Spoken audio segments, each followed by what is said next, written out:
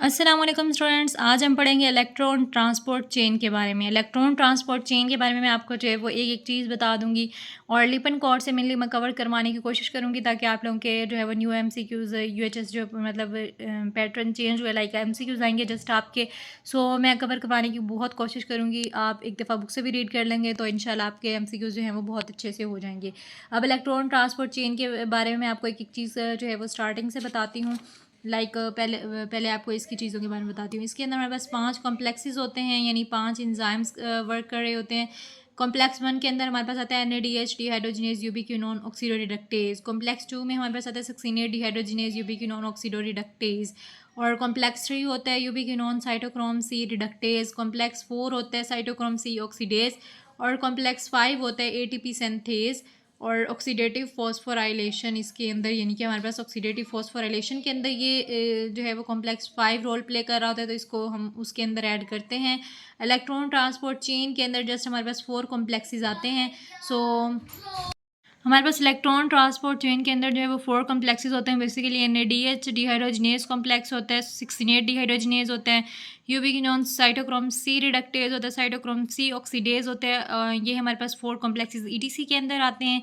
और complex 5 ATP synthase जो है वो ऑक्सीडेटिव फॉस्फोराइलेशन का पार्ट होता है बेसिकली। अब इसके कंपोनेंट्स की बात कर लेते हैं। हमारे पास होता है FMN coenzyme Q, iron sulphur protein होता है, FMN और साइटोक्रोम B होता है। नेक्स्ट हमारे पास साइटोक्रोम्स होते हैं। साइटोक्रोम्स क्या होते हैं, जिसके अंदर हमारे पास हीम प्रोटीन और कॉपर होता है साइटोक्रोम्स के अंदर। अब साइटोक्रोम की भी फर्दर जो 5 पार्ट्स होते हैं, cytochrome B, cytochrome C1, C, cytochrome A और A3। जो साइटोक्रोम C होता है ये हमारे पास वाटर सोल्यूबल होता है और इजीली डिजोल्व हो जाता है और इजीली जो है वो डिफ्यूज़ भी हो जाता है। फिर हमारे पास ये इंपॉर्टेंट रोल प्ले करता है प्रोग्राम सेल डेथ, अपोप्टोसिस वगैरह में। फिर नेक्स्ट हमारे पास साइटोक्रोम A और A3 भी है। साइटोक्रोम A और A3 जो है वो ऑक्सीडेजेस के तौर पे एक्ट करते हैं। फिर हमारे पास A3 B और C1 जो है ये हमारे पास लिपिड सॉल्यूबल जो है वो कंपोनेंट होते हैं और ये fixed component of the membrane, यानी कि इनकी फिक्स्ड अमाउंट होती है हमारे पास साइटोक्रोम B, C1, A और A3 की हमारे पास मेम्ब्रेन के अंदर। और मेम्ब्रेन के अंदर क्योंकि हमारे पास हो रहा होता है माइटोकॉन्ड्रियल मेम्ब्रेन के अंदर ETC हो रही होती है, तो ये उधर जो है वो प्रेजेंट होते हैं। फिर नेक्स्ट हमारे पास ये लिखा हुआ है कि जो कोएंजाइम Q होता है और साइटोक्रोम C होता है ये जो है वो माइटोकॉन्ड्रियल मेम्ब्रेन का पार्ट नहीं होते। ये हमारे पास ऐसे ही प्रेजेंट होते हैं। और complexes range in order of increasing redox potential. Redox potential का भी मैं आपको जो है वो फर्दर एक्सप्लेन करती हूँ। ये हमारे पास जो है वो मेन इन्फॉर्मेशन थी। इसको आप जो है वो नोट्स वगैरह बना के रख सकते हैं अपने पास, क्योंकि फिर जब रिवाइज करना होता है सो हमें जो है वो बुक ना खोलनी पड़े। तो इस तरह से होता है कि MCQs पॉइंट आप जो है वो सेपरेट लिख लें। तो ये मैंने आपको जो है वो सारी चीज़ें बता दी हैं। अब मैं आपको एक्सप्लेन करती हूँ ये डायग्राम कि ये लाइक ये किस तरह से है। पहले हमारे पास ये बीच में बनी हुई है माइटोकॉन्ड्रियल मेम्ब्रेन, ठीक है। ये हमारे पास कॉम्प्लेक्स 1 है, 2 है, 3 है एंड 4 है। कॉम्प्लेक्स 1 हमारे पास जो है वो कैसे स्टार्ट होता है, इसके हमारे पास 2 प्रिकर्सर्स होते हैं बेसिकली। एक होता है NAD यानी NADH हमारे पास प्रिकर्सर होता है और दूसरा हमारे पास होता है प्रिकर्सर इसका स्टार्ट करने के लिए, वो होता है FAD यहाँ से स्टार्ट होता है, ठीक है। हमारे पास अगर NAD से स्टार्ट होगा तो ये मैं आपको इसके एनर्जी प्रोडक्शन लास्ट में बताऊंगी। हमारे पास बेसिकली यहाँ से स्टार्ट होता है NAD से।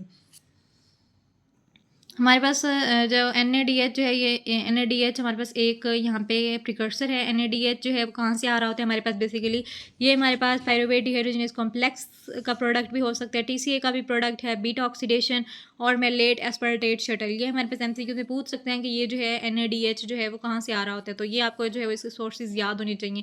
फिर नेक्स्ट ये हमारे पास NADH जो है वो H पॉजिटिव के साथ मिलकर NAD में कन्वर्ट हो जाते हैं। यहाँ से हमारे पास इलेक्ट्रॉन्स रिमूव होते हैं और ये हमारे पास जाते हैं कॉम्प्लेक्स 1 में। कॉम्प्लेक्स 1 का नेम ये लिखा हुआ है जो मैंने आपको पहले बताया, NADH डिहाइड्रोजिनेज यूबिक्विनोन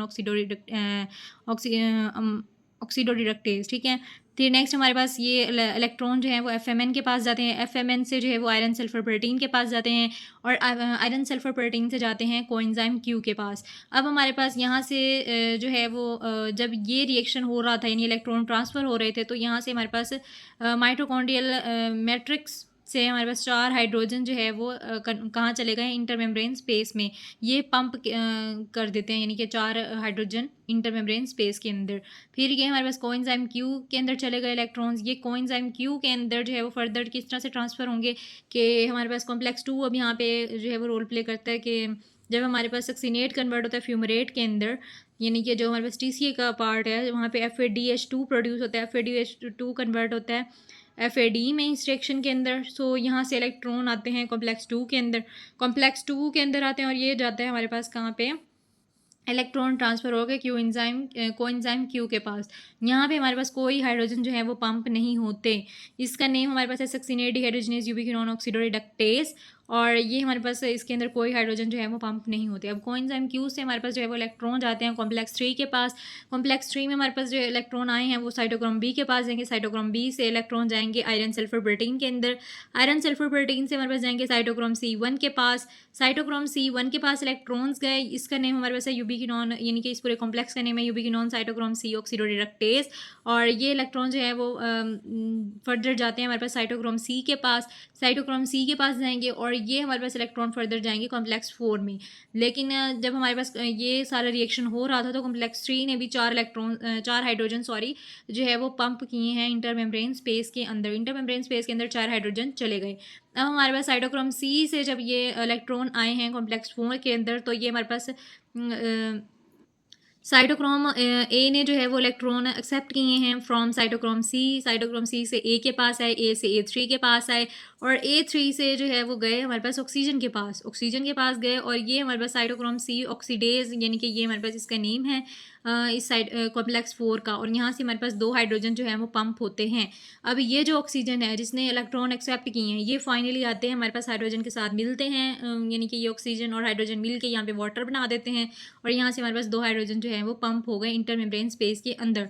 अब देखें टोटली हमारे पास 4 यहाँ पे पंप हुए, 4 यहाँ पे पंप हुए, यानी कि कॉम्प्लेक्स 1 के अंदर, 3 के अंदर और कॉम्प्लेक्स 4 के अंदर 2 हाइड्रोजन पंप हो गए। अब ये टोटल हमारे पास 10 हाइड्रोजन पंप हुए हैं। देख लें कि कॉम्प्लेक्स 2 के अंदर जो है वो कोई हाइड्रोजन पंप नहीं हुआ। अब नेक्स्ट जो है वो ये तो हमारे पास इंटरमेम्ब्रेन स्पेस में पंप हो गए हाइड्रोजन वगैरह। अब हमारे पास नेक्स्ट किस तरह से ये एक्ट करता है कि लाइक मैंने आपको बताया था कि नेगेटिव चार्ज होता है यहाँ पे, जहाँ पे यानी कि हाइड्रोजन अभी पंप नहीं हुए, ये नेगेटिव चार्ज है, और ये हमारे पास पॉजिटिव चार्ज है। पॉजिटिव चार्ज हमारे पास यानी कि पॉजिटिव रिडॉक्स पोटेंशियल है, और negative charge mean negative redox potential है। नेगेटिव से पॉजिटिव की तरफ जो है ये रिएक्शन चल रहे होते हैं। नेक्स्ट हमारे पास जो है वो अब यही जो है वो अनकपलर्स जो है वो एक्ट करेंगे, यानी कि कॉम्प्लेक्स 5 हमारे पास नेक्स्ट एक्ट करता है। ये भी हमारे पास माइटोकॉन्ड्रियल यानी कि मेम्ब्रेन के अंदर प्रेजेंट होता है। कॉम्प्लेक्स 5 ये हाइड्रोजन जो हमारे पास इंटर मेम्ब्रेन स्पेस में पंप हुए थे वो दोबारा से हमारे पास कहाँ आएंगे, मैट्रिक्स के अंदर आएंगे। कैसे आएंगे कि यहाँ पे हमारे पास ये इस तरह के यानी कि कॉम्प्लेक्स 5 होता है, इसका ये F1 पार्ट होता है, ATP सिंथेज इसका नेम है, और ये हमारे पास एक्ट करते हैं यानी कि हाइड्रोजन पंप होते हैं। किस तरह से ADP यहाँ पे अंदर प्रेजेंट होती है, ADP और इनऑर्गेनिक फॉस्फेट मिलके ATP में कन्वर्ट होते हैं, और ये ATP के थ्रू जो है वो हाइड्रोजन दोबारा से कहाँ आते हैं, अंदर आ जाते हैं, और ATP भी हमारे पास प्रोड्यूस होती है। ये बेसिकली हम कहते हैं अनकम्पलर reaction.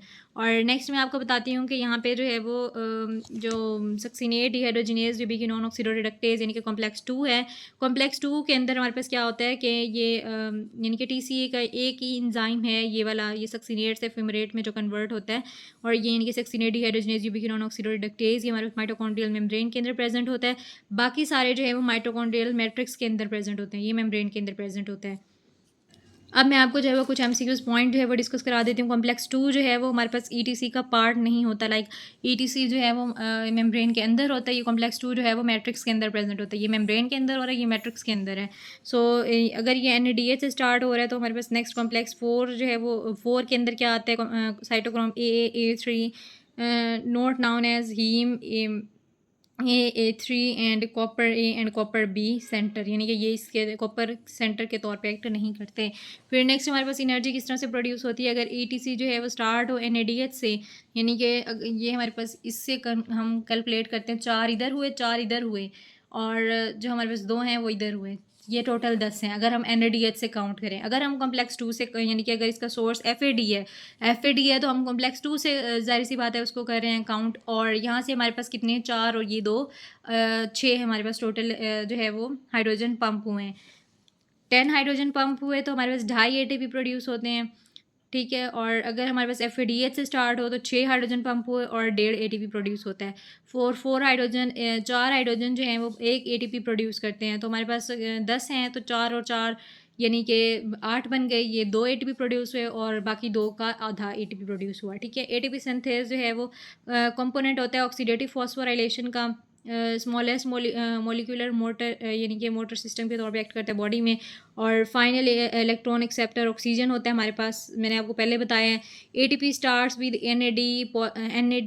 NADH positive hydrogen is pump 10, यानी कि ये 10 हमारे पास टोटल हाइड्रोजन जो हैं वो पंप हुए हैं। फिर नेक्स्ट है ETC start with FADH hydrogenase is 6 pumped, यानी कि हमारे पास 6, अगर FADH से हम काउंट करेंगे तो 6 टोटल हमारे पास हाइड्रोजन पंप हुए हैं। फिर नेक्स्ट हमारे पास लास्ट कॉम्प्लेक्स 5 के अंदर बात हो रही है कि वहाँ से हमारे पास 2.5 ATP प्रोड्यूस होते हैं, एक NADH और H पॉजिटिव, और ये इस तरह से, यानी कि इसी को एक्सप्लेन किया हुआ दोबारा से।